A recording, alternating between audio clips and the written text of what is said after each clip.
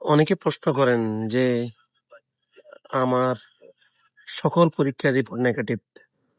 বুকের এক্স-রে থেকে শুরু করে ECG, echocardiography, angiogram, blood test, সকল টেস্ট নরমাল হওয়া সত্ত্বেও আমি অসুস্থ কেন? যেমন অনেকে বুকে ব্যথা নিয়ে আসে।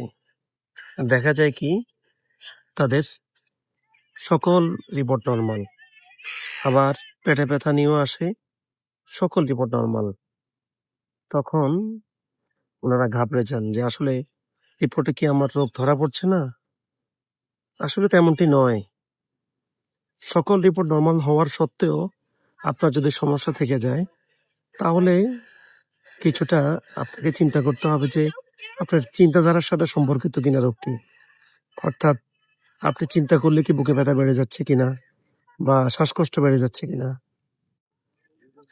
আমরা ডাক্তাররা চেষ্টা করি রোগ ডায়াগনোসিস করে রোগীর চিকিৎসা করা, কিন্তু এরপরেও সকল ধরনের পরীক্ষা নিরীক্ষা করা সত্ত্বেও কিছু কিছু রোগীর রোগ ধরা পড়ে না, এমন রোগীরা আশঙ্কা করে।